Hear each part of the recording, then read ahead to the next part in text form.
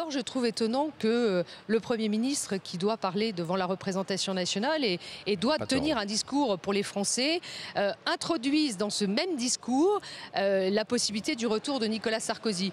Il souhaite une confrontation, il aura cette confrontation. Et je peux vous dire qu'aujourd'hui, vu la situation de la France économiquement, mais aussi la dégradation de l'image de la France sur la scène internationale, cette confrontation, il l'aura. Et je crois que les Français, maintenant, jugent sur pièce de ce qu'ont été les mensonges au cours de la campagne présidentielle tenue par François Hollande. Ils voient aujourd'hui la réalité de ce qu'est ce changement qu'il avait promis.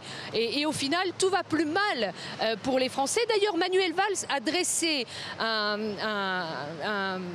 plan, enfin une image apocalyptique de la France. Il l'a dit lui-même, tout va mal en France. Et donc, je suis désolée, ça fait 2 ans et demi que François Hollande est au pouvoir, que Manuel Valls est dans sa majorité, était dans son gouvernement. Maintenant, il en est le Premier ministre. En 5 mois, il a été obligé de demander 2 fois la confiance. Cette confrontation, il l'aura. Et les Français pourront juger sur pièce. Très bien, parce que vous nous dites, cette confrontation, il l'aura. Donc, vous nous confirmez implicitement que Nicolas Sarkozy sortira de sa réserve à la fin de la semaine, quoi, en fait. C'est sûr.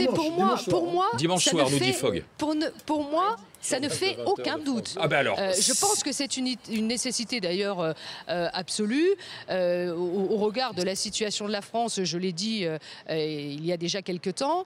Nicolas Sarkozy choisit la France par rapport au confort de sa vie personnelle, tout simplement parce que voilà, c'est une nécessité à la fois tant pour notre famille politique qui n'est pas en bonne forme non plus.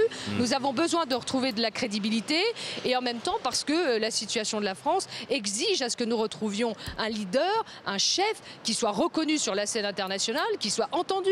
La voix de la France aujourd'hui est totalement méprisée.